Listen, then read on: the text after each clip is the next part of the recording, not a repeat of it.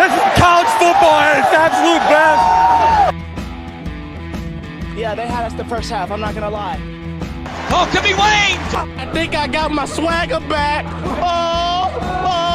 I love it, baby. Them orange britches. Something about them orange britches. Tennessee wins! By Tennessee, Jawan Jennings. Jennings makes the catch. Ball hit high in the air into right field. Going back is Sayre. And Tennessee can say hello, win column. A grand slam in the bottom of the ninth. You can't draw it up any better. We just won a basketball game, and we're very happy right now. McGrath for the win. He got it! If you don't like college football and you watch this one, I'm not sure what your problem is.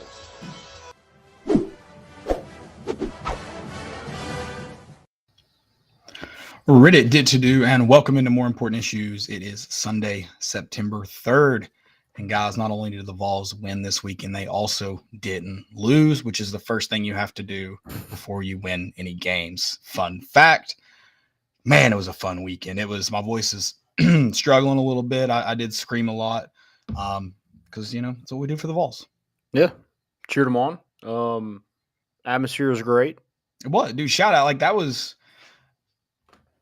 I'm trying to really the only really loud part I remember of the Music City Bowl in 2016 was Derek Barnett breaking the record. Got pretty loud then. Obviously 15 in Bowling Green, it's a Bowling Green crowd normally, let alone being in Nissan. Sure. Wasn't there for the Purdue Music City Bowl, so don't have much of a reference for it, but that's probably one of the better crowd. That's definitely the best crowd I've seen in Nissan. And then a lot of Titans fans said that was the best crowd they've seen in Nissan. And I thought it was a great environment. I thought it was a great, just all around college football game, as good as it could have been at a neutral site. Yeah. Set records. What was the record? The biggest 63,000. It was the largest sporting event. Yeah, held there. Okay. Yeah, I don't know. Is that the first time it's ever been sold out? I don't understand how. Yeah, maybe they built a few more seats for that Tennessee game. I don't know how that works. Yeah. I'm not sure how they count those. But no, it was a great environment. I might change my tune a little bit on neutral site games because, you're watching this Florida State LSU one right now. Florida State crowd, mostly Florida State being in Orlando. I'm not sure they're operating it. I'm sure you noticed some Vol fans were asking questions, and I'd heard that they were going to do this. It was operated like a Tennessee home game. Yeah. It was Jeff Jarnigan on the mic. They had ads for all the other sporting events going on. If that was how neutral site games work, one of the teams was, the home team in the sense of so you had Charlotte or you had UNC and USC at Charlotte last night. If it's close to both schools, you could have given it to either in that scenario. I might have a different appreciation for it because in a state like Tennessee, bringing, Memphis is 7 hours away, but they're in the state of Tennessee. You have guys we've talked to Trey Smith and Maury Thomas, who they're Tennessee fans, but they're very disconnected from the campus. Yeah. And it's still 3 or 4 hours to Nashville, but it's not as far of a drive. So that, if you did it like that, my opinion of opening neutral site games probably changes a little bit. Yeah, I think it kind of worked out perfectly being in Nashville. The coaches could finally go out and recruit after that.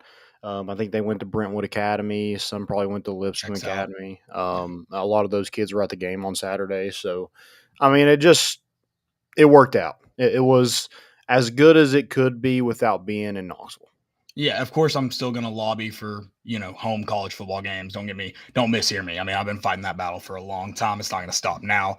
But it felt better than most of those neutral sites. The Chick-fil-A kickoff, for example. it felt better than that. And so I think if they tailor it that way, in my opinion, may at least sway a little bit on them. And I don't think, Florida State's the quote unquote, I don't think they're operating it like a Florida State home game. And I don't think they did it like an LSU home game in New Orleans. But I think it would have been really cool if they had. And maybe, I don't know, maybe these types of games maybe set a trend. I think I would like it a lot better. Yeah, because I get it. Neutral sites are just they're gonna stay around because they make teams money. Yeah. And so I get it. So maybe just try to find a way to make it more like college football rather than just a random neutral site game that's not anything like college football. Sure. So I'm excited, man. It's been a good weekend. I love seeing college football on Sundays. I'm excited for NFL on Sundays, but having a college football game on right now, I love it. I love NFL, but this is awesome. Yeah. I'm just loving that starting this week on Thursday. You get football Thursday through Monday. Until Maction gets on, then you pretty much have it every day of the week. Yeah. It's going to be fun. Yeah. I can't wait. Football's finally back. You got a good friend to tell us about before we can really get into everything. Yeah. Guys, Underdog. Underdog is Knoxville's best sports collectibles store with a wide selection of UT cards, autographs, and memorabilia. Whether you're looking for a Peyton Manning autographed helmet or the most recent Topps baseball card release, you'll find it at Underdog. The shop is owned by UT graduates and proudly supports UT sports by hosting NIL events throughout the year. Stop by the 640 Plaza at 4452 Western Avenue in Knoxville. They're open 6 days a week with live YouTube shows 3 nights per week. Remember, always bet on the Underdog. Do it. Landon did it. And it's made everything interesting. Let's see what happens. Yeah, we'll see. Well, they want their Underdog. Oh, I thought LSU was the dog. Okay. No. Sorry. Yeah. FSU's the dog. Joey bet on it. Made it more interesting. Yeah. Let's see what happens. Yeah, great. Like we said, great environment. If you do, And it was an 11 a.m. game, too. It was 11 a.m. Yeah. Didn't feel like it. Felt like noon. Energy-wise, it didn't feel like an early game. I thought the energy, I mean, you saw the way Tennessee started off of the ball. But even from the crowd, too, it really didn't feel like a noon 11 a.m. kickoff. It felt like a later, a lot of times it seems like it takes the crowd a minute to get in there. Maybe it takes the teams a minute to get going, and that just wasn't the case Saturday. Yeah, with the heat, it felt more like a 3:30 game. Yeah, for sure. Yeah, it was warm. Hopefully you guys wore sunscreen. If you're thinking, man, these guys look familiar, yes, we were on the news. No big deal. Yeah. Just winning trivia, doing what we do. But yeah, that was fun. Got to tailgate for a little bit. Kind of got it was like a pre-game to what this season's going to look like. I feel like. Yeah, for us, for the preparation of the game. Yeah, shout out to Jake for hosting. It's nice for a noon game. It's nice not to have to go out there and set up. So we just kind of got to show up and got to get treated ourselves. And it was a great tailgate. It was a great time. Great food, great people, great football. Mm-hmm. All right, Tennessee, 1-0. The Vols. Hey, that's all that matters. Can't go 15-0 till you go 1-0. Exactly. Do you think Josh Heupel? You had him quoted as saying that, mm-hmm. and it's a completely factual quote. Like he did say that. He did. Do you think he stole that from me? When did you say it? I've been saying it forever. Oh. I've always said that. Well, I don't know. Maybe I'll just have great minds. We know he listens to the pod. We've seen it. Well, yes. So I was just curious, maybe what your thoughts were on that. Yeah, maybe you did. Okay. It's so funny because we're gonna get into it. I'm not disappointed by the performance at all. Like, there's no part of me disappointed in the performance. There was it felt very much like we were playing a Bowling Green or a Ball State, but this is a Power 5 team. Yeah. That offense, and I need to go. I haven't gotten to do a full rewatch. Of course, I've watched the highlights. I'm gonna watch that Dylan Sampson speed option just on replay forever. Not just for we talked about it. Love the speed option. I love watching John Campbell go Michael Orr from The Blind Side movie. I don't know if that happened in real life. Nothing from that movie apparently is true, so who knows? But I loved watching that. So I'm probably gonna watch it. Like I've gotten the highlights. I've gotten that. But I don't know where I was going with this. The offense felt very vanilla. Didn't feel like we, not that we weren't taking shots and trying to get guys into space, but it didn't feel like we were maybe throwing them our best shot all the time to try to do it. Yeah, I feel like Virginia's game plan in this one was to let their front, 5 guys have a chance. That's probably the best part of their football team is that defensive front. They're going to let those guys try to beat Tennessee's offensive line that had a lot of question marks, and they were just going to keep everything in front of them. It looked very vanilla, but I think Tennessee kind of just they took what they gave them. Yeah, exactly. And then Tennessee was able to run the ball very efficiently too. Good Lord, man. So, I think the first thing we do is we give a round of applause to the offensive line because that's where my question marks coming into it. I thought they looked great. Standing O? Standing O. Let's do it. It wouldn't be a real show without standing O, baby. Yeah, no, I agree. And I thought the offensive line played really well. For me, because and you're not wrong we talked about it, like that's the best on Thursday. That's the best part of this Virginia defense. That's still not good at all. So it's not that like I'm not just like check Tennessee's offensive line done. Like you'll find out week 3, even though Florida's front 7, who's kind of been touted as their best group, they didn't look very good against Utah on Thursday. But it didn't answer every question, but I feel a lot more comfortable now than I was going into the game. Yeah. I thought even the times that they didn't make the best plays as an offensive line, they were always giving Joe a chance. They gave him pockets to step into. And I feel like that's huge. And so we'll see where, and then you can't deny what they allowed. That's confirmed stable of running backs. Confirmed what they allowed that stable of running backs to do. Yeah, almost identical carries, all 3 of those guys. Also, Jalen Wright's number 0 kind of looks like a number 11, the way I guess his jersey's folded up. So, yeah, equipment staff, can we get on that? Yeah, he's a little bit almost too thick for the 0. Kind of stretching it out a little bit. Yeah. But yeah, I like what you said with the stable running backs. They look good. Jalen Wright, I think, is a clear-cut RB1. And then Dylan Sampson, anytime that he has the ball in the red zone, he's going to score. So the dude is just he's going to be he might be a highlight tape. He might be a walking highlight tape. And that's the crazy thing is like we are going into this game thinking wide receivers. And again, just kind of taking what they gave them. We didn't really have a lot of opportunities. Missed some opportunities. Yeah. Ramel Keaton had a drop. He overthrew Ramel. I think he overthrew Brew. Or Brew had that one in the end zone. Was almost a touchdown, but had a foot out of bounds.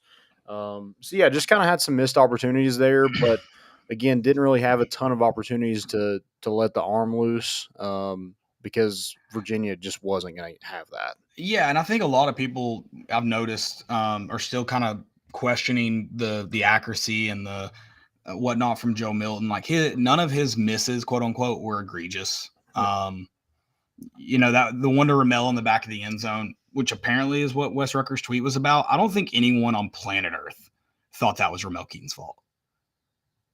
Yeah. So I don't know why he even thought to tweet that.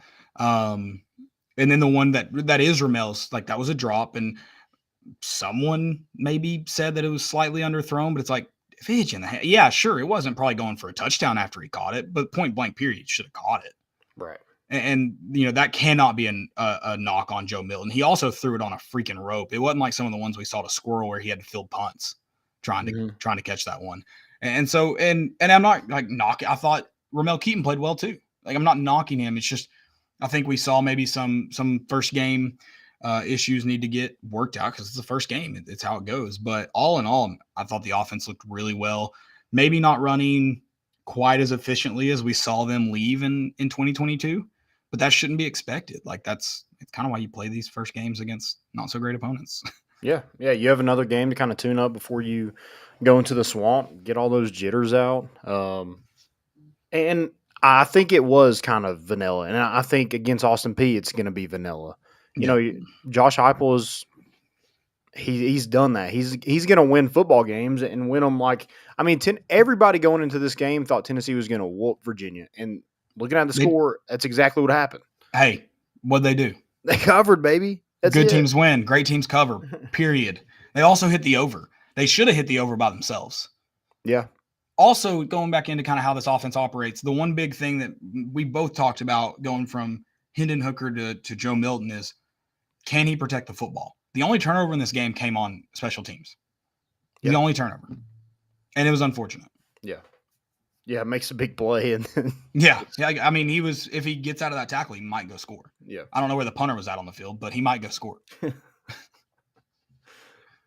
Yeah, I thought the offense looked really good. Again, protected Joe Milton, only had one sack on the day. I thought the best play that Joe Milton had. Now it might have been different if Ramel catches that ball. That was a pretty beautiful ball in my opinion.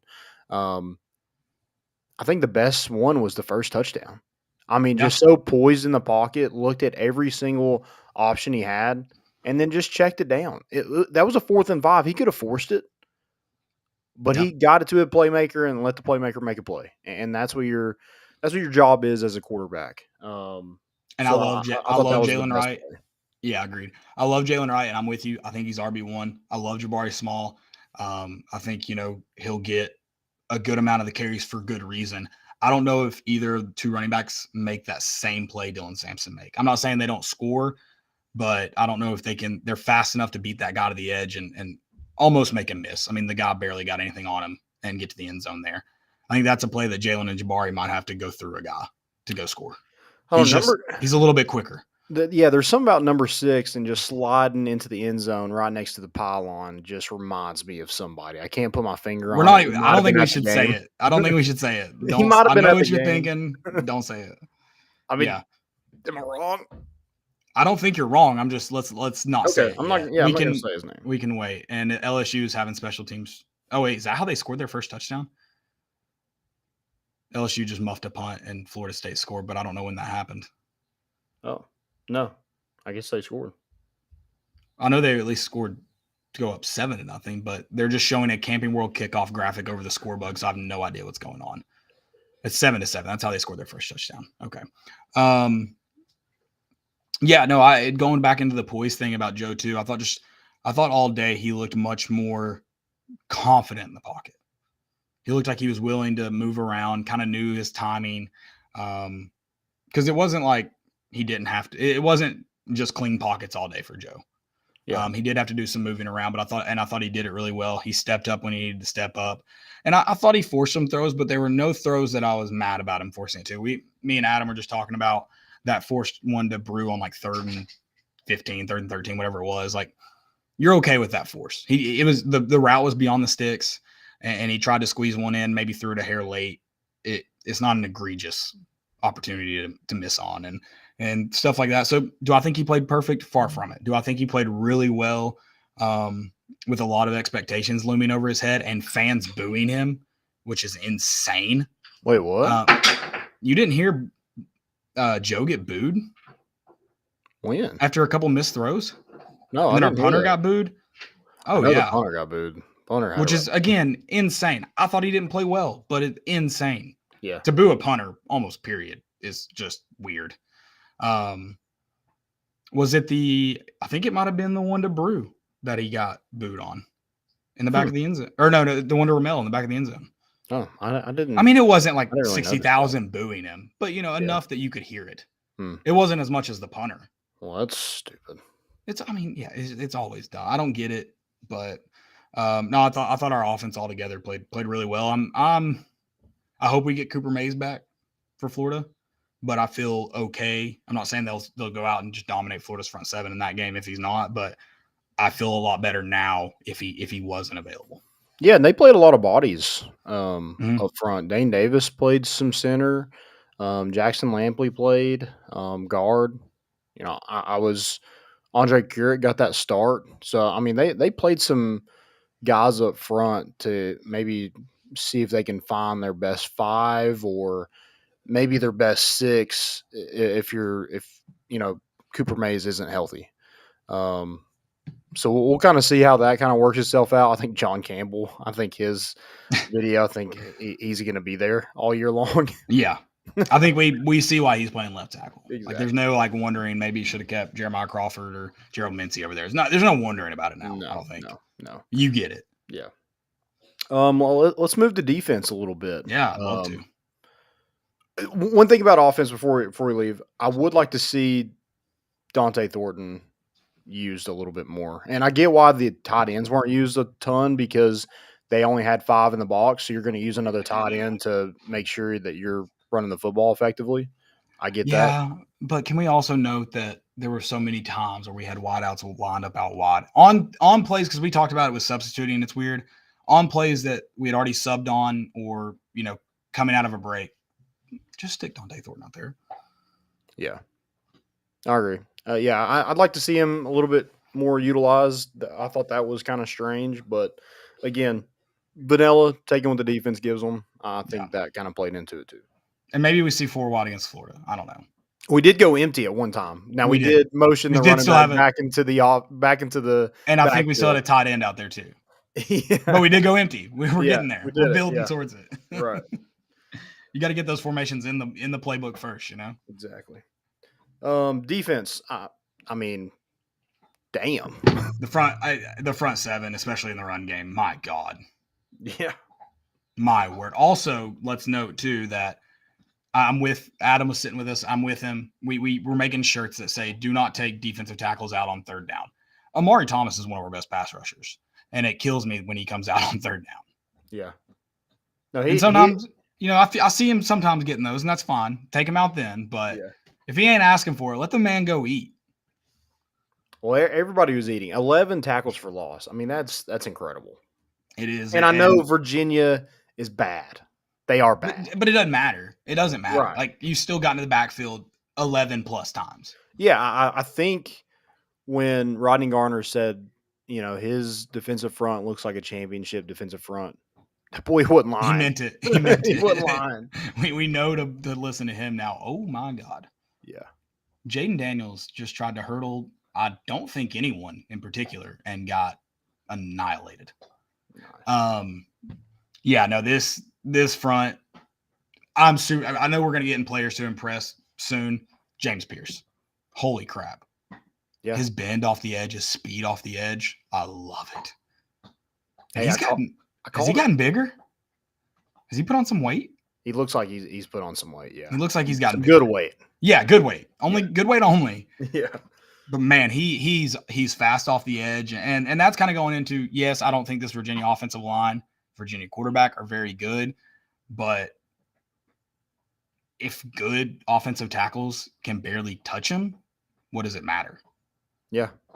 And I think he's going to utilize his bend a lot this year. He had 2 sacks, and he almost had 3, but he flushed the quarterback out of the pocket, and Tyler Barron got one. So, James Pierce was a force. Love the way that they kind of, I know you said defensive tackles, but I love the way that we play a lot of edge rushers. I think that keeps them fresh. But all 4 of those sacks are on third down. And I'm just talking about the defensive tackle. We move out on third down and we put in another faster guys. Yeah. No, we put. No, okay. I mean, they might be classified as it, but we know what they are. Yeah, I got you. It's that third down package. But I mean, 4 sacks on third down, that was something that Tennessee could not do a year ago, is get to the quarterback on third down. And they were able to do that 4 times. And that's huge. I mean, that's what, again, when you have one of the best punt returners in America, you're able to get off the field on 4th down, give him a chance to flip the field. I mean, that gives the offense and this whole team just so much confidence. Yeah, I need to look at Virginia's punter too. Yeah, he averaged 44 yards and pinned 3 inside the 20, long of 62. The dude could kick. Yeah.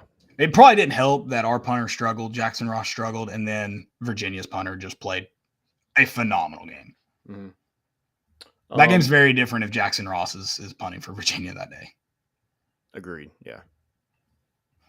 Well, he Williams would have got a chance to return very many. No, he wouldn't have.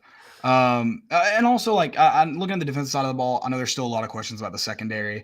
I do want to highlight, I think a lot of the stuff that was given up, our linebackers have got to be better in pass coverage. Our safeties can't make plays 12 yards off the line of scrimmage over the middle. It's just not possible. And our linebackers have to be. I thought they played good in the run game. I really thought Keenan Peely, he's going to be a nice piece to this defense. Yep. He made it. He was all over the field, but he's got to be better. And him and Aaron Beasley both have got to be better in pass coverage. And Aaron Beasley had a couple pass deflections, right? He had 2. Yeah. It's those that big third down conversion they had. Was that after kind of find that in between, turnover on downs behind the linebackers? Yeah, it's linebackers. It's their area. Yeah, and so I think our secondary could be a lot better. I just don't think they get a ton of help from our linebackers sometimes either. And so I think it's unfair sometimes to just say, oh well, they converted that because of our secondary when it was a ball thrown over the middle. that our linebackers are responsible for. Yeah. But I thought all in all they all played well. I'm not gonna harp on our secondary when they threw for 106 yards. Right. How can you? And some of that, I think they had 65 total yards, like deep in the third quarter. Yeah. Like they got a lot of those yards like when Tennessee's 2s and 3s were in. Right. So yeah, I thought the secondary played good. Wesley Walker, Jalen McCullough, both those guys had a tackles for loss. I think that's huge. Them coming up and in run support. I thought the corners didn't get beat. No. And that was good. I don't remember who was defending. There was one, I think it was like a wheel route type deal right on the sideline that Musket dropped it in the dude's freaking in the breadbasket. And just an incredible throw that's tough to defend. And I think that was probably one of their longer converted passes of the day. Mm-hmm. So, yeah, I think the whole defense kind of flew around. It felt like they have heard all season long, like the defense. If the defense can just be good, Tennessee, has a chance. Yep. And stuff like that. So it just seemed like a team that, just couldn't wait to pin their ears back and get after somebody else. Yeah, and then Tennessee has that turnover on downs, the second drive of the game that puts them in incredible field goal position or incredible field position. Excuse me. They hold them to a field goal, and like Virginia even converted a first down on that drive. And they hold them to a field goal. Does that kind of tell you a lot about maybe where the trust in this defense is? Like you're on your own 29-yard line, fourth and 1, and you're only up 7 at that point. Exactly. I think so. Yes, I think that shows a level of trust. I think it also shows I think Josh Heupel trusts where this offense is at too. He's like, hey, if it doesn't work here, we go score the next drive. Exactly. So I think I do think there is trust in the defense though. But I think there's also we think we know where this offense is at. Josh Heupel knows exactly where this offense is at. Yeah. He doesn't go 4th and 1 from his own 29-yard line against Florida or Alabama or right. Georgia. Right. Yeah. I don't think so. He might. I'm not willing to say no yet. And that was probably the one play call I was just kind of I didn't love it. I didn't mind going for it, 4th and 1. I think again, you trust your offense to go pick that up every single time. Right. I didn't love, just running back, I formation, which is something we don't do a whole lot. With one play to score on, or one play to get the first down on. Right. And if you give it to Brew McCoy on that end around, he probably scored a touchdown. I mean, they had everybody lined up on the screen. Yeah. Yeah. Yeah. And I thought you had the right. It's not like and not that I wouldn't trust Dylan Sampson to get that yard either after yesterday, but you gave it to a guy that you trust to get that 1 yard too. It was Jabari Small. Virginia just kind of bowed up there, and yeah, maybe that being your first time in I formation wasn't the ideal, because we obviously saw that last year, but just wasn't the ideal time to bust that out. I'm also just kind of with Joe Milton's QB sneak touchdown. That's, I think, the play they should have run on that 4th down. Yeah. And it's also frustrating that we also had that play ready to go and didn't run it. Yeah. It's not like, oh, maybe we just, sure, you have a QB sneak, but you also don't have the heavy set with two fullbacks in and a running back to push him, but you do have it in. You do have that formation. So, yeah, I mean, I'm with you. That's the only thing I question. I would have loved to see, because I think you can be vanilla with it. I would have loved to see us try to take the top off of them more early on in the game, especially make those guys either play deeper than 10 yards or make them come up and try to jam you at the line of scrimmage, one or the other. And I just didn't feel like we made them. And maybe they don't, because they just knew they were going to get beat by 36. I don't know. Yeah. I had fun. I had a lot of Great fun. Time. Yeah. And the over hit, and that's the only bet I put in. I know I don't bet on Tennessee. The over didn't exactly feel like I was betting on Tennessee. So that made me do it more.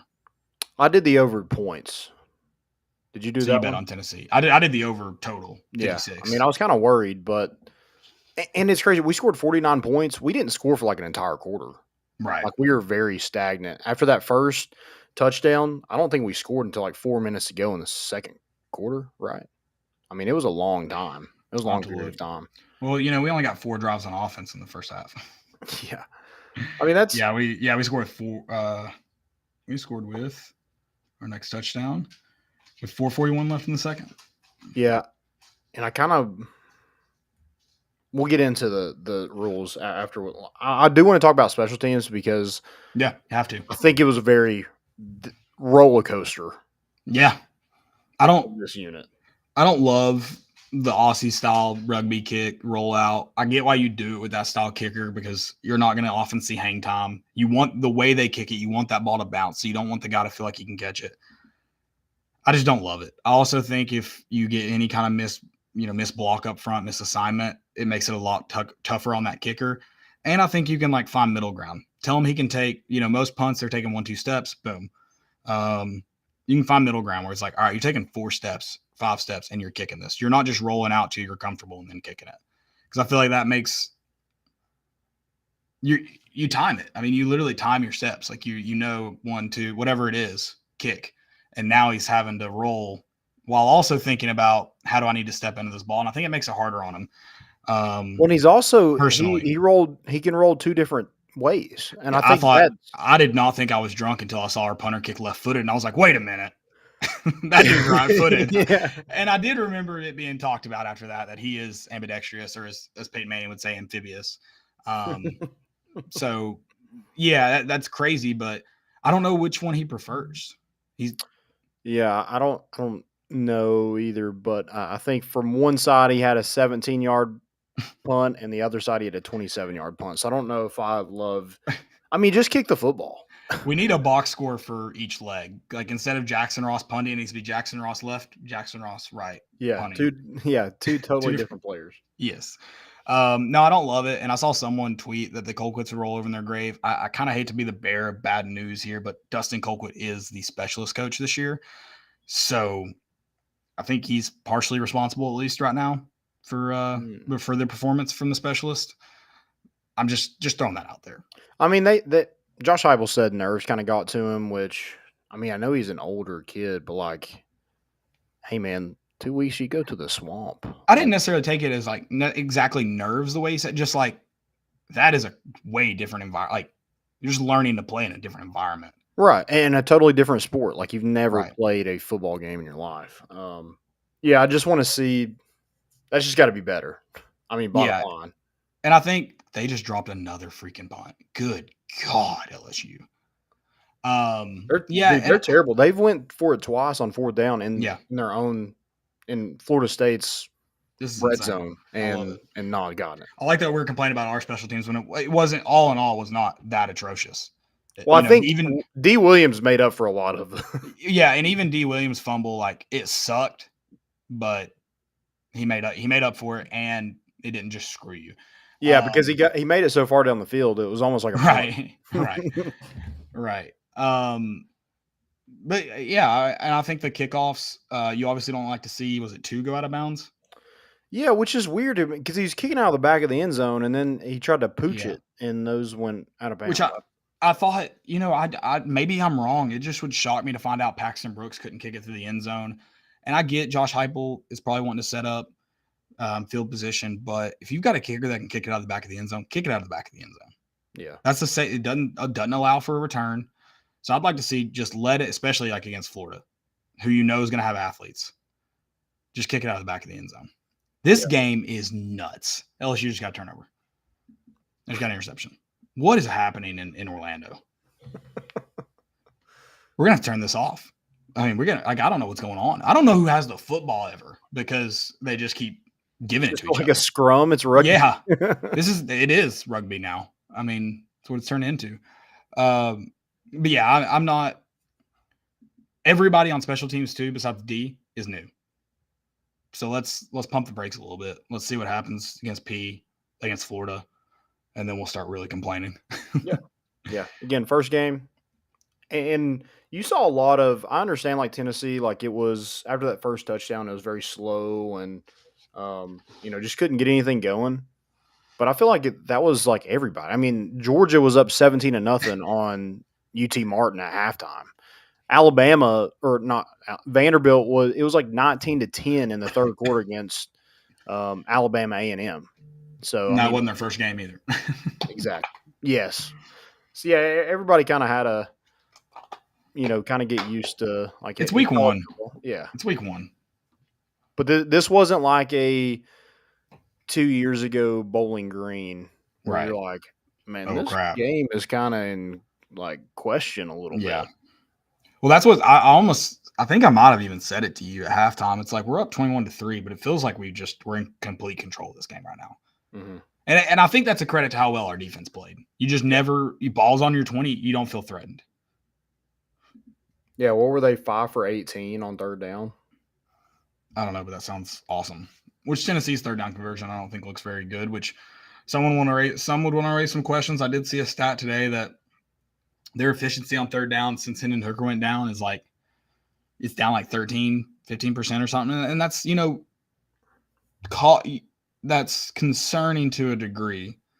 Vanderbilt apparently we were 0 for 7 on third down, which is insane that we won 56-0, 0 for 7 on third down. How did we even it's also get kind of down against them? Yeah, it's kind of even hilarious too. But you also gotta, if you get into any third and longs in that game, it's kind of crazy to even convert them. Like don't forget that Vanderbilt was a literal washout. Mm-hmm. Yeah. Third down, we were 5 for 13. Okay. So not great, but not abysmal. Yeah. No. Yeah, I think you have one more week before you really start taking a good look at that third down conversion. Yeah. When you win 49-13, it is a little silly to overlook at third down conversion. You want to see it, you want to recognize it. You don't put all your money into it yet. Right. You did play a lot of guys. Nico got his chance. I thought that I mean, he can hand off. We know that. But the one play he kind of rolled out, made somebody miss in the backfield. Was he was the dude on the dude at the pylon, was he actually wide open? I don't know that. There was an angle where you can kind of see that guy, his head. It doesn't look like anyone's around him. Mm. But I haven't seen the full view though. That's a ball that's, man, you got to make that catch. And it's not a great throw. It's not a great throw. So that's why I say to a degree. I thought Nico. But your wide receiver coach is telling that receiver, you got to make that catch. Yeah, and I agree with the coach in that sense. For me, I'm like, I think that throw could be a little bit better. Nico created time, and then he didn't give himself much time. Yeah. Like he rushed it after he got out. And it's like, no, you could have like set your feet a little bit and let it go then, and let him too, because it was behind him. But all in all, didn't give the other guy a chance to make a play. And didn't like they weren't going to intercept that. Yeah, he didn't pan. I mean, I feel like we are really overanalyzing one play, and I love it. We should pick one from every game to overanalyze. But no, I mean, that's super encouraging. I think that a freshman quarterback walked in and just looked comfortable. Yeah. I'm not saying he looked great. I'm not even saying he looked good, but he looked comfortable. Yeah, Arian Carter played quite a bit. Yeah. Heard his name quite a bit too. Yeah.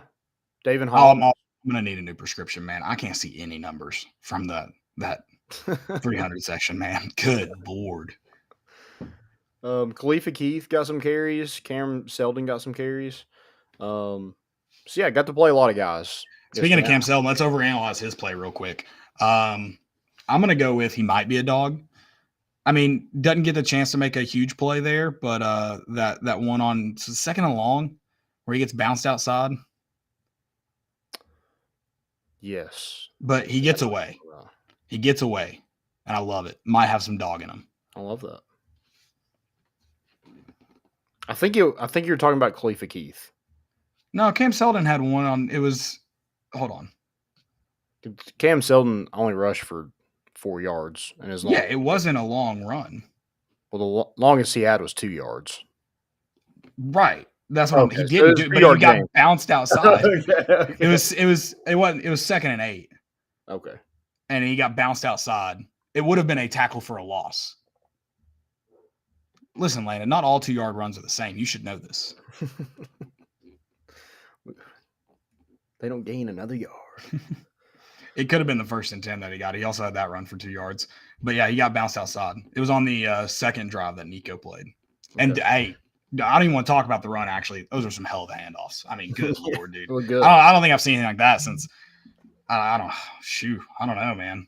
It was good in shorts for sure. Could Condridge Holloway even hand the ball off that well? Some are saying.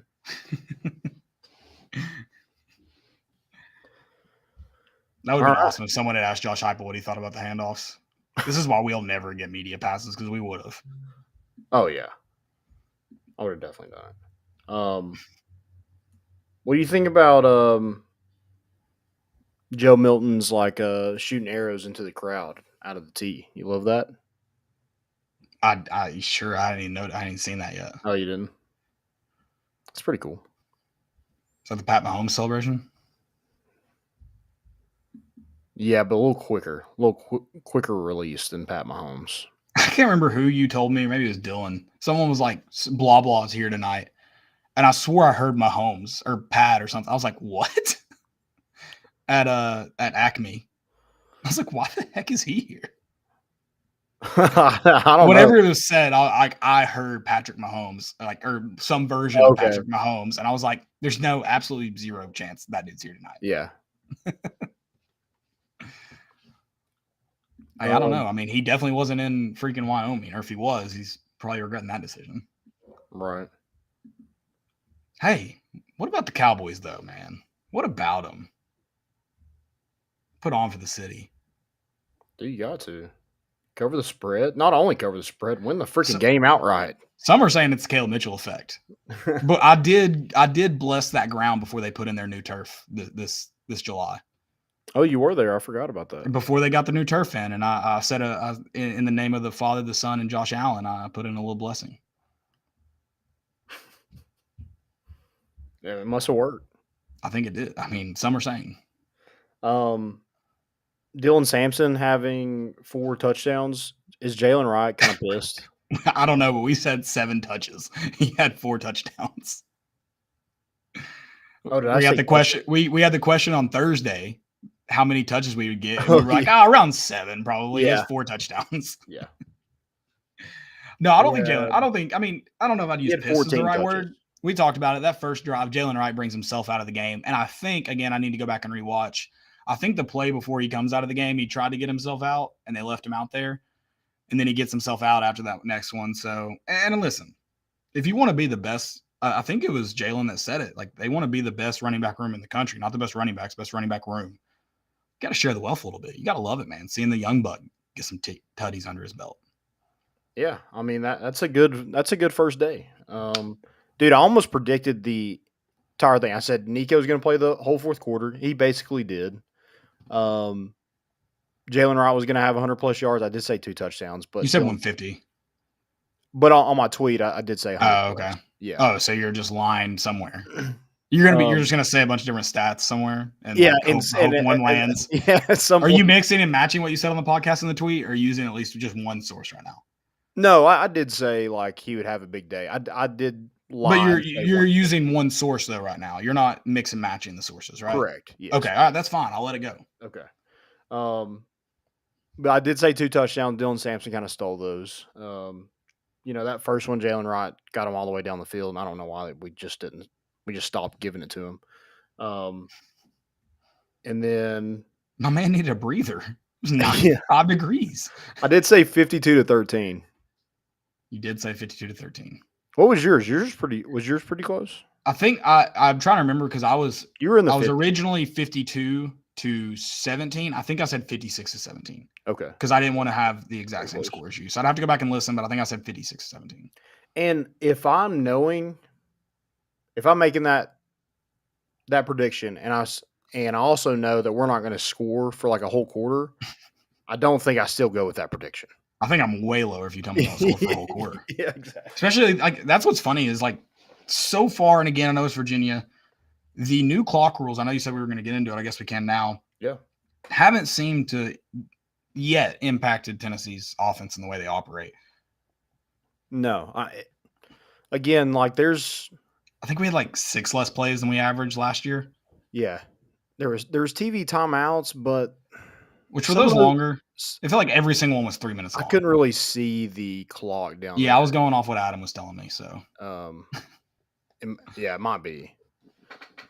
And maybe it's more noticeable, like if you're watching on TV. I don't know, but I didn't think it was just. I think it's probably more noticeable when you're at the game. You have to sit in the heat for no reason other than for the red hat to stand on the field with a sign that counts down from 3 minutes. Yeah. God. But yeah, I don't think it's. Well, I think we'll see against I think we'll Oregon see scored against teams. 81 points. There's no way Right. it slows it down that much. I think we'll see it more against teams like that are better and also have the ability to change the pace of the game. Florida, I think, is going to at least be good enough that if the game's tight, they can change the pace of the game. And so I think you'll see more clock get work potentially. I think, of course, like a team like Alabama, who has kind of changed their style. But if they go into that game and want to change the pace of the game, now you have to almost either be winning or a close game to do that. You can't be down 14 and go, we want to slow the clock down because you got to go score. So it depends on that, several factors.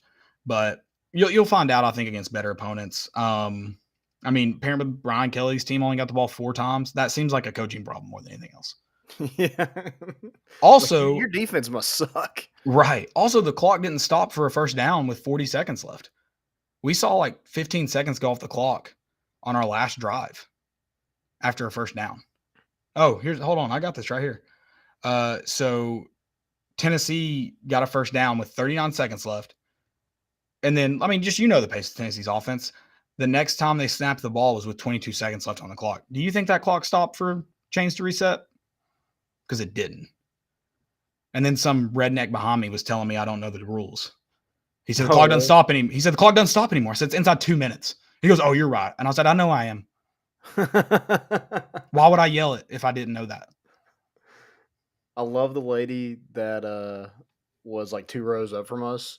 There was a guy injured on the field, and she kept yelling "Ole Miss" at this player. I wish I'd heard that. I missed that entirely. I mean, I get why our fans are always upset, but that guy, that weather, I'm like, guys, he's probably cramping.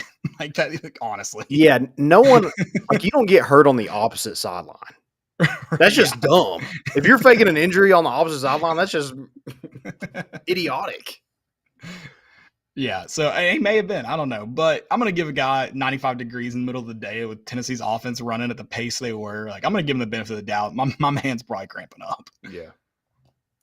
Yeah. Also, he never got up initially. And so I'm going to give him the benefit of the doubt again. Either he's just a really smart football player. Like, he didn't get up and drop down. Or he's hurt. One or the other. I'm also just like, the last time I booed an injured player was Josef Martinez. If you don't know, I don't know if he's still at Atlanta United. He used to be a forward for Atlanta United. Nashville's first game, he went down, and it looked like the biggest crock of shit I've ever seen, which is safe to assume on a soccer field that someone's faking an injury. I booed him, and then like 45 minutes later came out that he tore his ACL. So I'm just going to pump the brakes anytime I boo somebody from now on for being injured. I don't know. Maybe some of y'all don't think like that, but it made me feel like a terrible person. So. All right, players are impressed, Landon. Yeah. I'm gonna go first because I think we're gonna overlap. Okay. So let me steal from you. It's James Pierce, man. It's James Pierce. My God. I hope he keeps playing like a man amongst boys because Saturday he might have gotten some scholarships revoked from that Virginia offensive line. Oh yeah, 100%. Yeah, they're making cuts today for sure. Yeah, man. He just looks. Like Byron Young was different, but James Pierce just looks like I don't know. He just dominated. He truly. And you talked about how he forced a sack to Tyler Barron. I thought Tyler Barron looked a lot better on Saturday too. And I don't know if it's just he's got speed playing opposite, so he's got more stuff coming his way. I don't know what it is. We'll find out here in the next few weeks. I thought he looked a lot better too. And I'm not crediting that to James Pierce yet, but James Pierce looked really good. Yeah. I'm going to go with 3 guys that this is their money year. So sorry I'm taking 3, but you did get the first pick. So this is kind of like a snake draft, so I get 1 extra. Wait, are you drafting? You said 3 guys. Are you taking 3 guys right now? Yeah, 3. Okay, all right, that's fine. I'm going to go Joe Milton. Okay. I think, kind of like you said, with the expectations, kind of everything put on him in the offseason, people were saying Heisman, he can throw it 90 yards, whatever.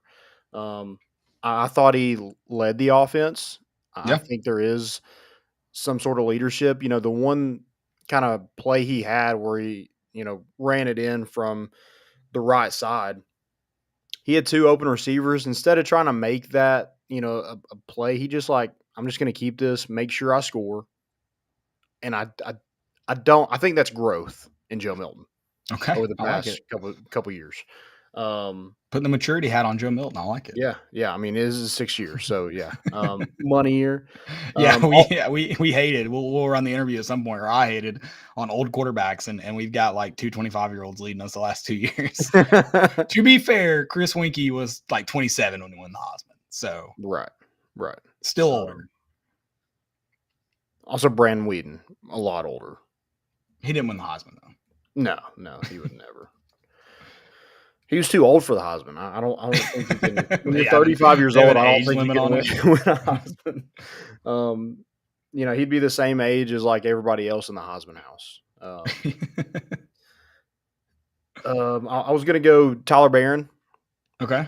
Because I do think this, he was kind of flirting with the transfer portal. Ended up getting out of it, coming back to Tennessee.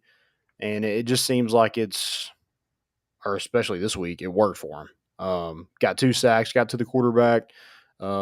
He's a big – I know Tony Elliott doesn't really watch Tennessee, but he did mention him as twitchy. And that's not the first, description I would use of Tyler Barron is twitchy. No. But he is a really big guy that you can put in multiple positions along that defensive front. And he just kind of made his way to the backfield and just kind of set up camp there. I thought he looked really good on Saturday. Yeah. And then Jalen Wright, another guy that was kind of flirting with the transfer portal. And he kind of slid. We mentioned it. You're not hiding in number 0. No. But he didn't care. He didn't want to hide from anybody. He was going to get the football and good luck tackling me. Yeah. I'd like to see maybe again, it's the heat. I'd like to see maybe that's like beat that last guy in the secondary with some speed. It seemed like 2 or 3 times, and I'm not saying he should have beat him every time, but like 2 or 3 times he had the opportunity to just run past a guy and just couldn't quite do it for whatever reason, whether the guy took a good angle or, just was deep enough that Jalen couldn't. And I think we'll see it. I think we'll see it at some point this year where he takes a freaking a ball up the A gap for a tutty. Yeah, just like Vanderbilt. Yeah, exactly. I'm going to go another running back too. It's Dylan Sampson. I mean, we had talk about expectations. Like we had some expectations for him, but also didn't necessarily expect him to get as many looks as he did. 13 rushes. I had it. Oh, he just had 1 reception. Wow. I thought he had more than that. But scores 4 touchdowns on the day. I mean, that's insane, dude. Yeah, that is. It's efficiency for sure. And I don't know if he's going to get the same looks like you talked about Jalen Wright coming out a couple times down there in the red zone. But the dude can flat out ball. I think he adds, not that he's drastically different than Jalen or Jabari, but his speed on the edge is just a little bit different. That I think he adds another element to this running back room that is a huge skill and element. So I love it. Love Dylan Sampson. Yeah. I'm going to also mention just 2 other guys, and it's the linebacking group. I think Aaron Beasley and Keenan Peely. I don't know if they'll necessarily be better than that. I mean, Aaron Beasley was part of that linebacking group last year. I don't know if they'll be just drastically better than them, but I think this is a group that will not take a step back. Yeah, I like both of those guys. Also, I like Aaron Beasley in 6. I think it looks good. I agree. I think it looks you look like you're the captain of the defense in 6 playing linebacker. Yeah. I'm going to go with Amari Thomas as well. Thank you. Good call. 1.5 tackles for loss, 3 total tackles. I mean, he's disruption. Yeah. That's what he is. Plugs holes, gets in the backfield, beats blocks, and gets to the football. That's one thing I loved about the defense the entire day is like there was a few solo tackles, but the few solo tackles, there was like 8 hats around the football. Right. And two, kind of going into that, like I feel like the missed tackles defensively, especially around the line of scrimmage, they weren't like because we just missed tackles. There was one ball got, I can't remember if it got swung out to the left or what happened, but whoever missed that tackle, like he had a blocker on him that was able to help shed that. And so I just don't feel like there were a lot of missed tackles defensively either. Yeah. Or missed tackles that weren't, should have been tackles. Sure. Also, offense, I don't think he had quite the day that Amari Thomas did, but Omar Norman Lott, he made a presence. He made himself a presence in the middle. Mm-hmm. And then John Campbell. We got to go John Campbell. Yeah, that's a good point. You do have to talk about John Campbell. I thought Ollie Lang, Knoxville native, I thought he played well, but I was going to give him the most important. But while we're doing players who impressed, not only did he play well on Saturday, but he comes back home Sunday and he wins the Big Kahuna wing eating contest. Jesus. In the heavyweight division. Yeah. I mean, shout out Ollie Lang. Well, they had different weight divisions? I guess. I assume Ollie Lang would probably be in the heavyweight category. But yeah, I guess. I'm assuming that's also the best category to win in an eating contest. Like that's your challengers division. And Ollie Lang he just gets dubs apparently. Like that's just what he does. Yeah, I love that. All right, anything else for players who impressed? Got to go D Williams. He's an absolute weapon. Yeah, it kind of pisses me off we didn't use him more on kickoff last year. Yeah, he needs – just put the ball in his hands. However you're able to do that. Maybe throw him on offense. If you're going to go 5 wide, make sure one of those is D. Williams. Who knows? Make him respect an end around or something. I don't know. Yeah, maybe it's me watching the Swamp Kings this past month. But, I feel like he could be a Percy Harvin-like guy. Like you just mentioned the end around. Jet sweep, end around. See what he can do. Yeah.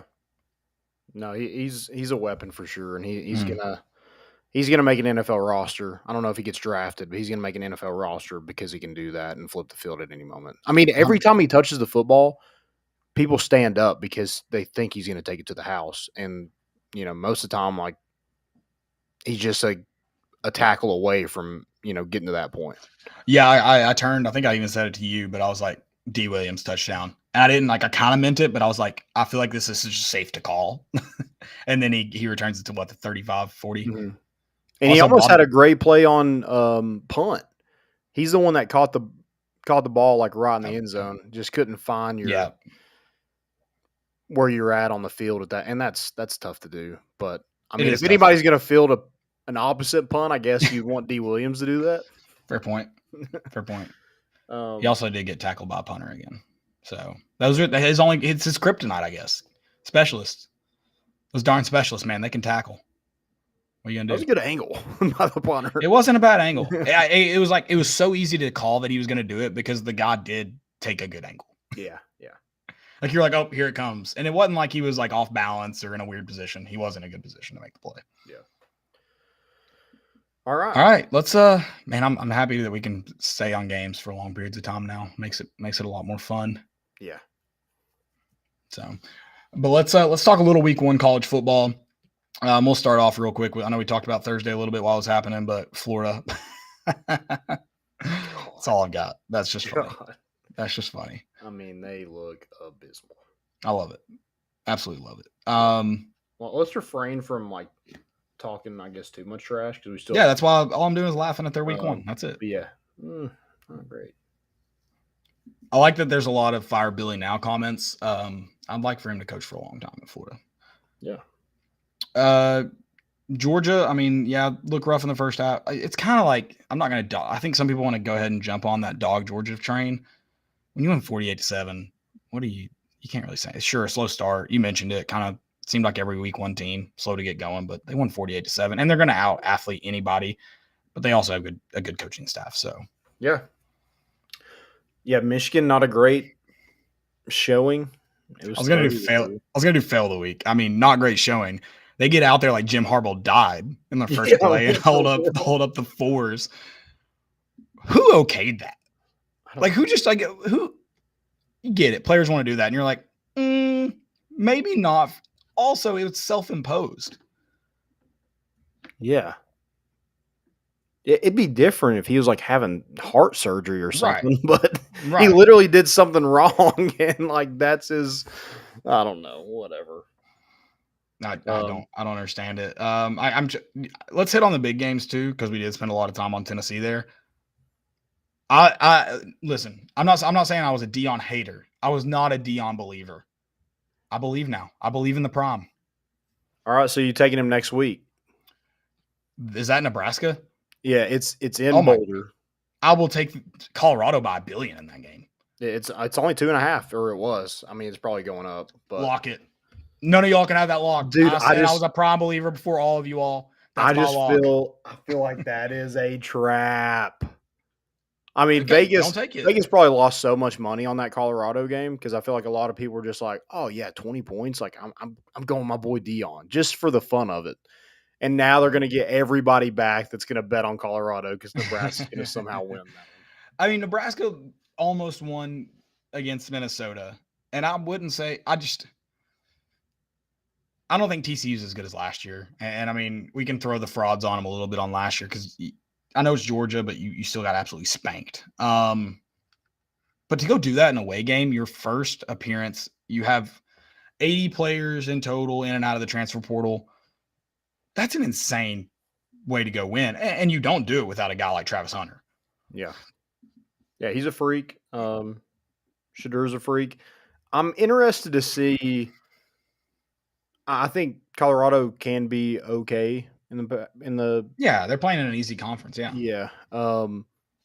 Is TCU just not good either? Well, and I think you do have the factor of like there was a lot of bulletin board material to use this week. Like those guys had more to play for than just pride. Yeah. And so I think that helps. But I mean, I also think I'm not joking, I think having Travis Hunter is the most help. Yeah. I think him and Shedur are leading the Heisman race right now. That's a little much, but yeah. Okay. Not for I don't think so for Travis Hunter. If Travis Hunter looks anything like this throughout the season and he doesn't win a Heisman, it's officially a fraudulent trophy. Agreed. Butch Jones, he didn't win. He also did not lose, I don't think, right? Because you have to not lose first to win. So he did not lose. Yeah, I mean, How embarrassing is it to get picked up by your own? You're sitting there crying on one knee. You have a 22-year-old, maybe younger, come and pick you up, pat you on the back, and you can't even look at him because you're crying that much. Well, dude, it was the same cry as when he falls on the field when we beat Georgia. Yeah. It's embarrassing. Like you should be anyone associated with him should be embarrassed. Just acknowledge, like I get it. You're upset. You're sad. I would be pissed off if I got beat 73-0. If one of my players came and picked me up, though, I'm gonna at least acknowledge him, thank him for trying to keep the spirits alive because you are playing Oklahoma. I'm not saying you should lose 73-0, but you're not gonna win that ball game. It's embarrassing. It's embarrassing. I won't even call him a fraud because I don't expect anything out of him. North Carolina, South Carolina, Shane Beamer just at it again, man. And I'll say it, man. I kind of feel for Spencer Rattler. It felt like maybe things did start to click last year and carry over to this year, and they couldn't put out even a pedestrian offensive line. Traffic cones would do more for Spencer Rattler than that line did for him last night. Yeah, I have that like Shane Beamer, the multiverse, the transfer portal thing that he had a couple years ago. And I couldn't wait to use it. I didn't really get to use it last year, obviously, but maybe I was just saving it for this year because, I mean, you don't go get a single offensive lineman. Yeah, it's pretty tough, especially after looking at him. I mean, did you just dually it from the transfer portal standpoint? And then the comments post game are bad just because you also recovered that onside kick and go 3 and out. So. Also, Mac Brown just grabbing. What was that? Do you think he's just so old he didn't know where he was grabbing? Or do you think he was like turning away? Like, hey, I'm going to make you tried to grab face, like you know how old guys like just grab. Yeah, so it's face? just an old man move, and he just didn't know where he grabbed. And, Okay. Yeah, and it was just kind of neck. In the What do you think actual, he whispered in his ear, though? What do you think he said? He's like, "Hey, don't forget who your daddy is, and it's not Frank." Yeah. I don't know.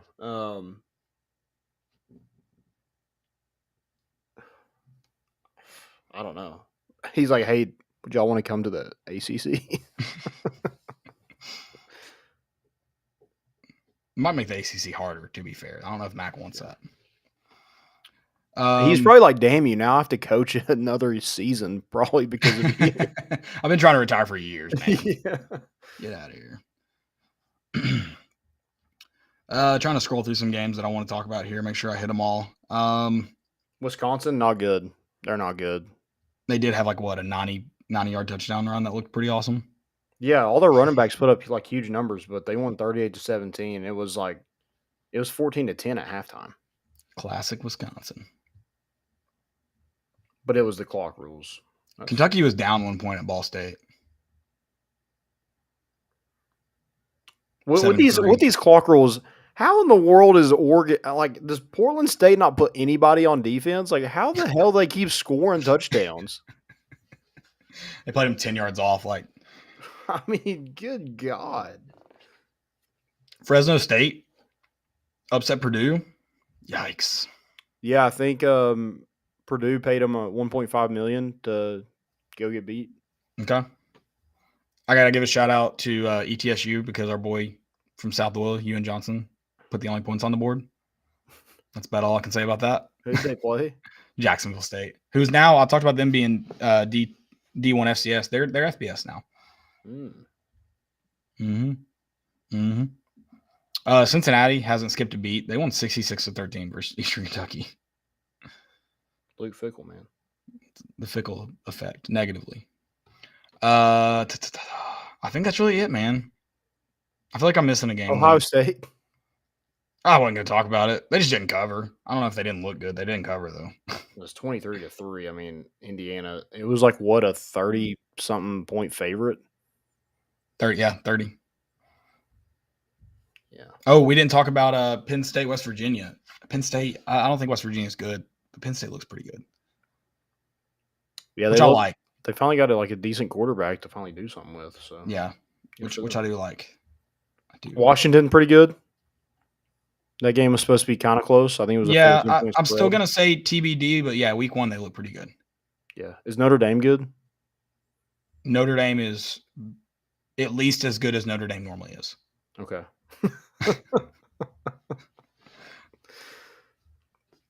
So yeah, what about Jackson Dart winning the job at Ole Miss?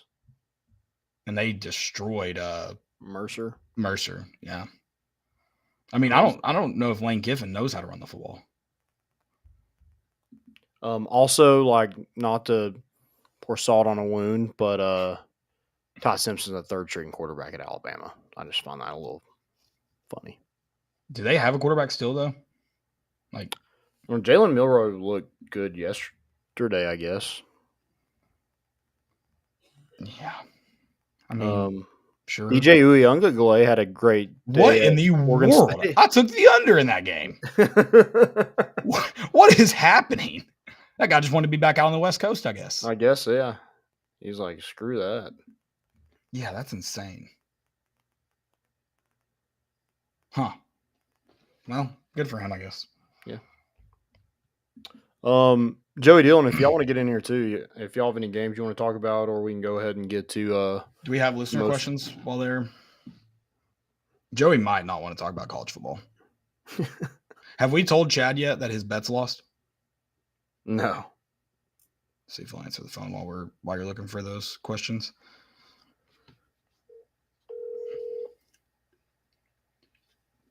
We didn't talk, or yeah, we kind of talked about the Wyoming game. That's still insane to me that they won. Hello? Hey man, you're on the pod. What's up? Do you remember who you told us to bet on Thursday night? Yeah, game of the year loss. You gave us Texas Tech to cover, and you gave us Louisville to cover, and neither happened. It's not me. It's not my fault. They blew a 17-point lead. I mean, I am just saying. Kids' fault. They're just kids. I'm just saying that when you hung up, I said I like those bets, but I'm not touching them because Chad told me to take them. So I think you do You shouldn't have. you I do know my bear own some father now. responsibility. Yes. Why would you? Why would you bet on what I bet on? All right. I just did you win any money this weekend?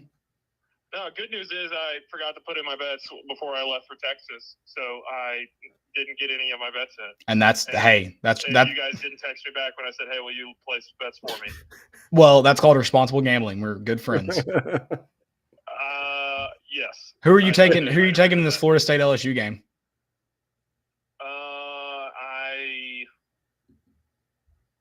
I don't remember who I was going to take. Well, who you got? It's 14-14 right now. Tell me who to bet on. No, fuck you. All right.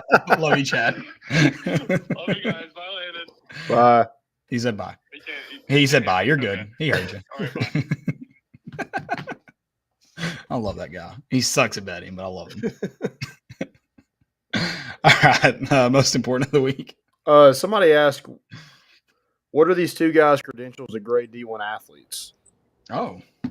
Wait, do you have the answers?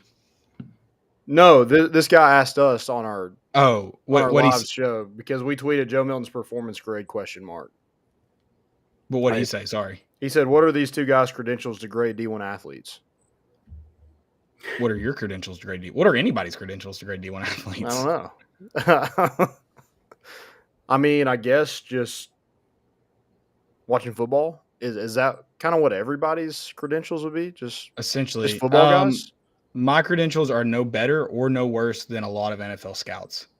Yeah. Namely the ones that said Will Levis was a first-round draft pick. Okay. I like that. Namely those guys. And I feel like they get paid a lot of money. So, I don't know. Also, we know ball. Verified. What are my credentials? My credentials are I like to go left and I like to go fast. Yeah. Mine are, I was a very average football player in high school, and that's about it. Also, to be fair to the question, we were asking you.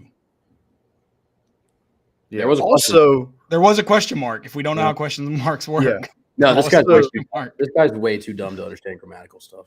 Also, we're on the news. Yeah, what do you mean? There's two things I'm good at: screwing and reading the news. And I'm going to do one of those things today. What's an Anchorman quote? Just so you know. Somebody asked, what'd you guys do after the game? Went to sleep. Yeah. Well, we went to eat first. I had a burger, but the best part was the Southwest egg rolls. Those things were bussin'. Yeah. I had some chicken and waffles. It's one of the biggest waffles I've ever seen in my life. Yeah, then we sat by the pool and watched football. Getting more credentials, I guess. Yeah, we're just trying to credential ourselves up, man. That's it. We did get to go to the Thomas Edwards release party on Friday. And we also went to the Vol Club party at the Barstool Bar on Friday. So, yeah. I didn't go. It's fine. Oh, yeah, you didn't get it. You didn't get there in time. I didn't get in. They wouldn't let me in because I don't have the credentials. Yeah. I'm not credentialed. But yeah, met a lot of cool people. And just had a time with our crew. Yeah. True story. Shout out Dylan and Mandy for hosting. Shout out. All right. Most important? Most important. Let's see what I got here. My first one is Andre Lipsius. Nice. Making his major league debut. First major league hit is a bomb. And then Luke Lipsius getting on, still in the mic and kind of still in the show. Also, his celebration, lifted his shirt up.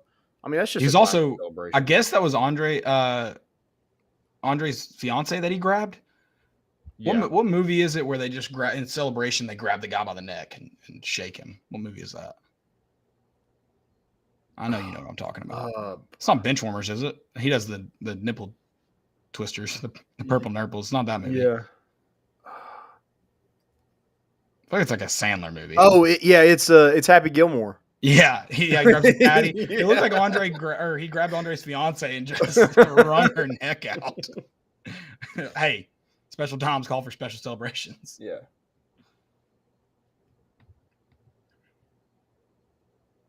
Anybody else? Yeah, I was gonna see if you had one. I don't know if you guys saw Khalil McKenzie's tweet. He went top ropes on Butch Jones. He said, Yes, he did. like subtly, which is like cool. Which I mean, I respect that. It's time's gone long enough that you can do. He said, 5 Vols win. Prime just silenced everybody. 4 lost and 73-0. What a time to be alive. So like he didn't say anything, but it's a total dig, which is He cool. said something though, and I'm sure Butch saw it, which is also cool, or heard about it. right? Maybe. I don't know. Oh, he's on Twitter. He saw it. Yeah. Oh, he didn't go to bed last night. He scrolled Twitter for about 8 hours. Proud of himself. He's still crying somewhere. Yeah. On that one knee. Also, that picture of him with the Alabama player smoking that cigar after they beat Tennessee, number 73. So perfect. How does that happen? It's awesome. This world's amazing. I've got a UNC fan. He went deep cut for his game day sign. I don't know if y'all can see that very well. That right there would be the Murdaugh family. They are known in South Carolina because the father I guess he was convicted, so we can say that. Was convicted of found guilty of killing his son and wife. And there's a picture of Spencer Rattler. So, some people are asking, like, what does he know? Oh. Yeah. Some Jeffrey Epstein stuff. Right. Yeah. I'm just connecting the dots. Okay. Yeah. No one wants to admit it. I don't think I have any. Oh, I don't know if we talked about this on Thursday, but the Nebraska volleyball team. Mm-hmm. Yeah, we talked about that. But which still cool. Yeah. It's still cool. The Confirmed. entrance was electric. It was. True story. Yeah, flyover for a volleyball game. It's pretty cool. Respect. I've got just fails now. Okay. Same. First one I've got is, I don't know if y'all saw the video. You should. It's a LPGA tour player. They're driving her off the fairway to go to a playoff hole. It is kind of the player's fault anyways. She lifts the rope to let the cart under, drops it on her bag. The rope pulls the bag off as the cart starts driving again and snaps her driver head going to the 18th playoff. And she has to use 3-wood, loses to an eagle, but that's a fail. That sucks. But she also would have won this trophy, which is arguably worse. Oh, yeah, the Dick Kissing trophy. That's a bad Yeah. Who made that trophy? bad trophy, worst angle, but still really all-time bad trophy. Yeah, for sure. Yeah, it's a bad beat. It is technically the player's fault. I mean, it's just that's one of those things about golf where it's like it's just a bad situation. But at the same time, she apparently could have gotten another club in play, but she didn't have a driver. She could have, yeah. Backup Which, driver. Again, So, also kind of your fault. I mean, granted, I don't think they have the same like Rory McIlroy could say, "Bring me a driver," and someone's going to find him a driver within 5 minutes. I don't know if some of those LPGA players have the same luxury, but yeah, I don't know how that works. I was reading a little bit about it. Apparently, the tour trucks, even for the PGA, they've already left by that point, but most players have backup clubs with them anyways. right. So I don't know. Interesting. Tough look though. Tough look. Yeah, big L. I have a picture. I was actually watching this during the LSU game. I'm cool with like ads and everything, but when are let's see if it loads. These like goalposts ads are getting like a little aggressive. Oh my gosh. So much space in it. Like, again, I'm cool with like the is it the guy All-state hands, hands, like, yeah. easy. Like that's cool. It's like good their one. hands and you can see through it. I mean, that is a 40-foot Celsius banner. Which is great advertising again, but That's branding. God, that is a little aggressive. At what point is it distracting for a kicker? I mean, like It's true story. Yeah, that's a good point.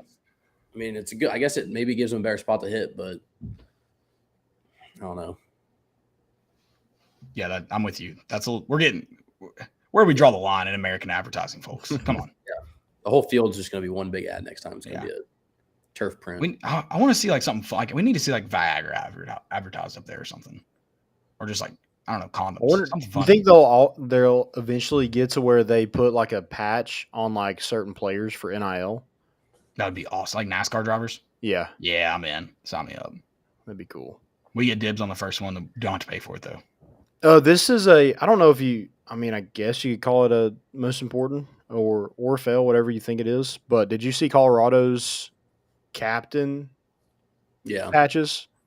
It was No. like it had L for leaders or D for dogs. But it was like where the C would be. Yeah. That's kind of cool. Like I wouldn't want the L, but that's Yeah. kind of cool. Shadur had the L. Travis Hunter had a D. How do they differentiate between a leader and a dog? I don't know. I don't know the specifics. It was something based off position players. I think it was. No, I guess it was just two leaders and two dogs. I don't know. Who's credentialed to decide leader or dog? I don't know. Ask our People are Twitter. asking. Any more fails? Just Missouri football. First of all, they got into this TikTok Yep. phenomenon and did the rules at the zoo. Dude, it's just oh my gosh, it's so bad. But then in the post-game press conference, did you see this where Drinkwitz basically like gives his daughter up for the starting quarterback? Wait, what happened? He says, everything that I've ever wanted to know about Brady Cook, he's already told me. He's got a girlfriend, or otherwise I'd be trying to get him hooked up once my daughters turn 18. Okay. Whoa. That's taken the who on the team would you not let your daughter date to a very weird and different level. I feel like you could have just said like he's a good kid. I'd let my daughter date him. Left it at that.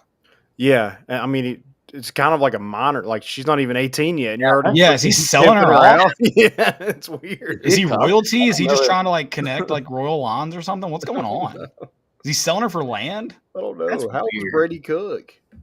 Yeah, this is getting weird. I don't like it. I don't know any Move other. on. That should be a rule at the zoo. No freaking pimping out your daughters. Yeah, God.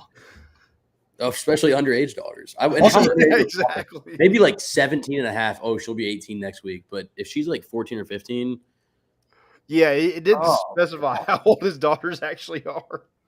you know the worst. Also, part were is- you shocked at how you pronounce the name of their field? It's definitely not Ferret. No. How is it? Faroe? I'd have to find it.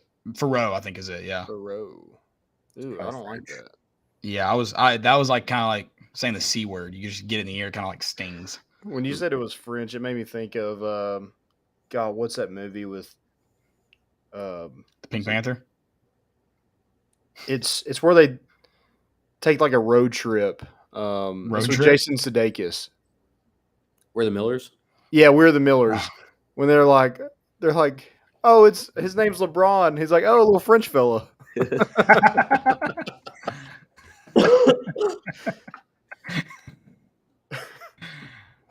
That's let's- awesome. While Dylan's popping in, did you guys see Burning Man? I guess Yeah.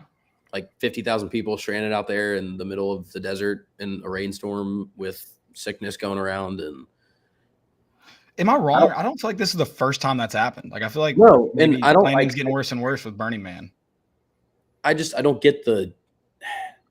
Like, at what point do you realize, hey, we're doing a festival out pretty far away from a lot of things that you might need when you host 50,000 people, like That are civilization, just like tripping acid. hospitals, and roads, because it's just dirt out there.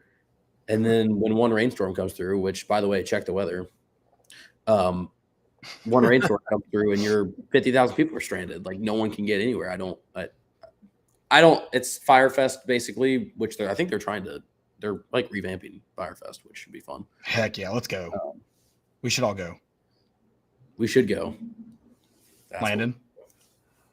Dude, I'm in. All right, let's go. Let's We're going to do have it. to We'll bring live our own stream food, though, that. because I'm going to die on that island. My last fail is Christopher Eubanks. He's a tennis player. At the U.S. Open, he was trying to.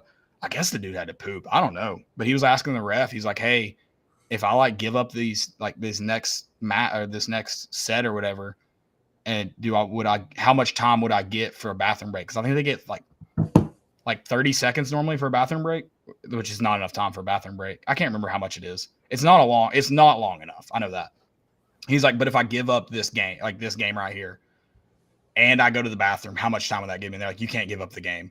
So he was just like hitting them out of bounds, like trying to get the game over with, and then took his bathroom break, and he went and grabbed shorts and underwear, and then ran to the bathroom, came back. So I don't know if he crapped his pants or what, but I mean, dude, I get it. Like sometimes you give up a game. I mean, I've been in the middle of a lot of FIFA games where I just hit pause and I hit pause and I'll go to the bathroom, and then when I think the game started again, I'll hit pause again. I just try to buy my time. So I get it. It doesn't matter how competitive you are. If you're touching cloth, it's over with. Yeah, for sure.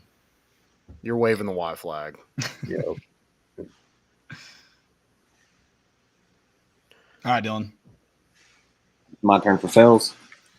Yes.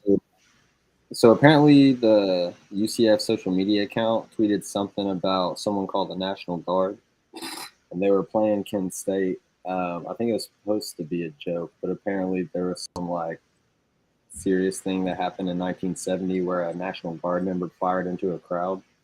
You don't know about the Kent State riots? I think it was a significant historical event, but continue. I mean, yes, it's not. I've heard of it before, but I just.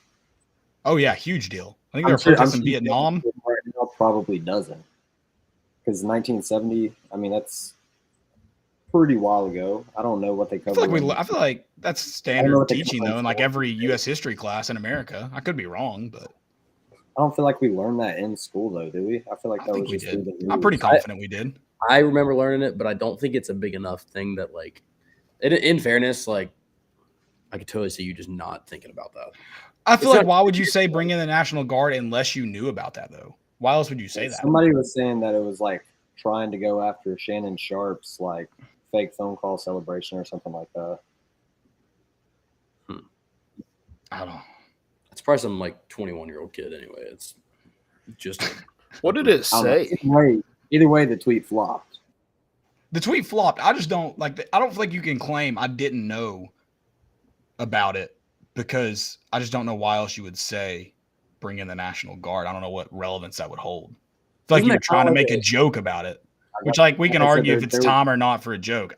That's fine, but yeah, it was probably in the sense of like declare an emergency, like bring in the National Guard. Like that's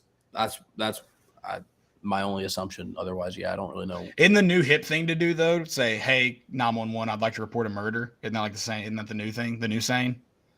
Yeah, I mean, I don't know. Possibly. I'm calling cap on this guy that's saying he had no clue what it meant. I think he knew exactly what it meant. His joke just didn't land. I want to see the tweet. That's a good point. Yeah, I don't know. Also, the USA men's basketball team losing to look the other day. That sucks. That is bad. Brick after brick. Who's even playing for USA right now, though? Like, who is it on the roster? Only one I can think of is like Anthony Edwards. Okay. Yeah, it's a I don't know who else. They should still win. Is probably the point to make. Yeah. I don't know. All the foreigners are saying that playing overseas is a lot harder basketball than it is in the NBA. So I don't know. Oh, that seems like a hot take. I'm pretty sure it was either Jokic or maybe Luka. One of them said it. Seems like something Luka would say. I feel like Jokic respects the American. Speaking of overseas, I'm going to give you guys my fun fact. We're a geography pod, and I thought this was interesting. Arkansas is a landlocked state, but you can travel south to every state that it borders. Fun fact for the day. Blake said it was Luka. How? Oof. I need to look at Arkansas on the map. You're really throwing me off with this one. So Missouri has that weird thing at the lip. So you can travel south into Missouri. You cannot drive south into Oklahoma. Yeah, you can. How? Well, you just drive it'd be southwest technically on a. Well, that's every state. You're still traveling south. You're not traveling due west. I think you are. Hot take. I'm just like the way I'm looking at the map. Like, so go to the very top corner of Arkansas. If you just drove straight south on a map, like you drove south on like. Yeah, I see what you're saying. I do see what you're saying. Oklahoma is the only one that I don't fully get, but yeah, Tennessee, Mississippi, I get. I don't think I'll catch myself in Arkansas anytime soon, so I'm not worried about it. I mean, we can just test it. We can go kind of like Firefest. Our field trip can be to Arkansas, and we'll just drive south to see if we can drive south into every state. That's a tweet, guys. God, let me have my fun. Also, we are a confirmed geography pod. Landon got the trivia question right. Where is UVA? So confirmed geography pod. So whatever I say here goes. We've got the credentials. Geography, just not quarterbacks. Do we want to try to catch up on the rankings for our bets? Yeah, we can. I'm also not convinced we can ever talk about history now because Dylan just came in with I don't know. Apparently something big happened there with the National Guard. I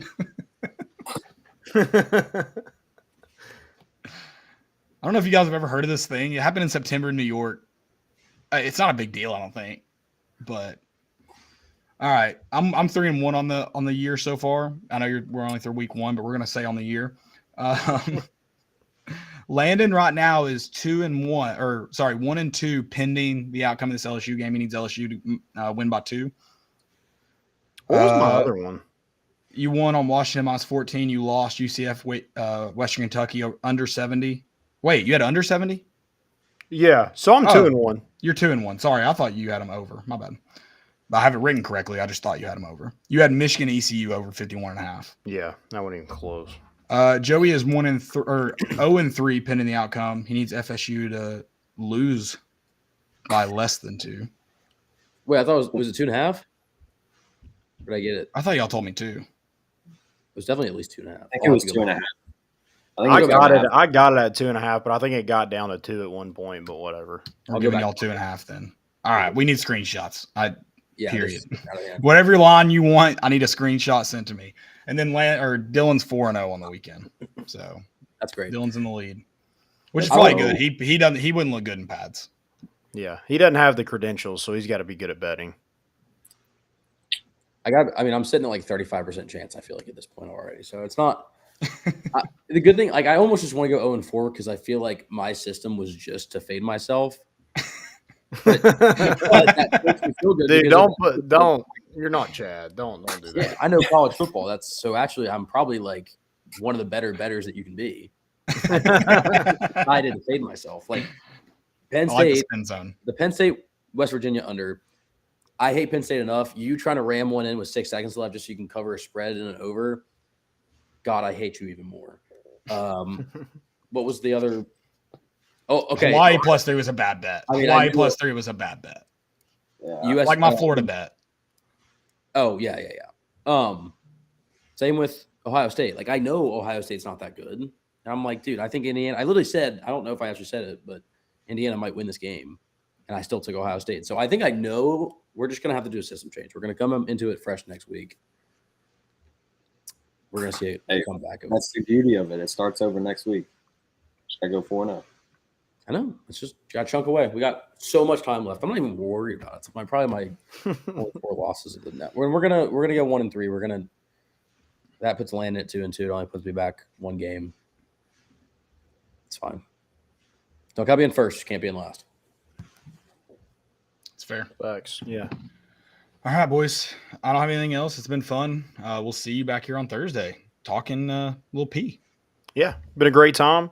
We'll also have, I think we got a special event on Friday. Also the tailgate on Saturday. So got a lot of things coming up. So check that out.